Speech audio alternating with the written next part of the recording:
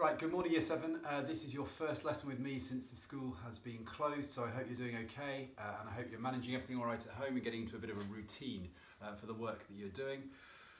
So, you've been learning with Mr. Lanthon about school subjects and you've been giving your opinions of school subjects and making sure you can accurately describe them, and that's so important. This isn't just classroom Spanish, this isn't just learning at Hazelwick, this is about ensuring you can communicate.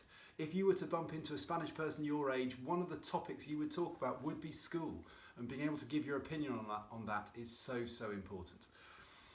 We're going to move on from that. I know with Mr. Lanthon later this week you are doing something to do with facilities in school, but we're going to focus on something that actually is a massive topic.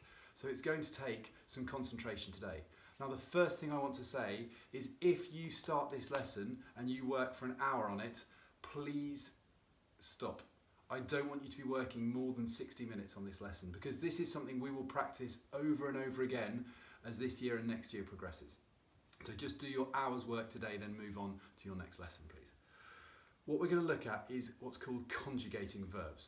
So you can start off with an infinitive. We know the infinitive, we've met those before. It is the to form.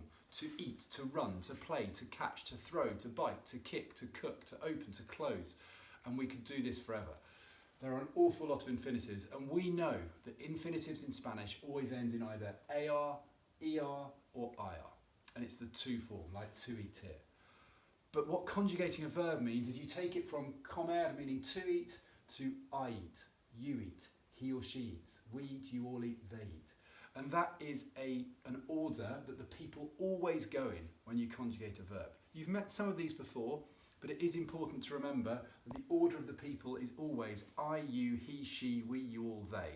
I, you, he, she, we, you, all, they. It's always that order, and that's the order that the endings go in. So when you are conjugating a verb, and no matter what the verb is, you start with the infinitive, you take off either the AR, the ER or the IR, and then you add the endings. So here you can see we've taken off the ER and you add the ending of O or es or es. So como is I eat, comes is you eat, come is he or she eats, comemos, comes and comen. Now you can do this with any verb. So actually what today's lesson will start to do is blow wide open your ability to communicate in Spanish. Because up till now it's been a few things that me or Mr. Lanthon have given you, a few key verbs we've given you.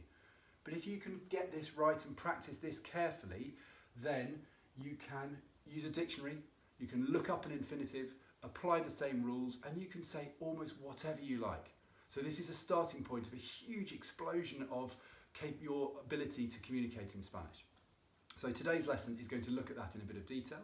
There are some PowerPoint slides that I'm going to want you to work through in terms of sorting verbs out and trying to guess the order they might be in. Just have a go. Please don't worry if you get it wrong. It's all about trying at this stage. There will be some exercises in the book that either you can do as an extension or you can do to try and help yourself if you're struggling a little bit, because this is a strange concept. I do understand that, but give it your best shot. I'll be available on Show My Homework or via my email, which is in the Show My Homework message, if you want to ask me any questions. And I will look forward to speaking to you again after Easter if the school's still closed and we need some more lessons then. Okay, take care. Bye-bye.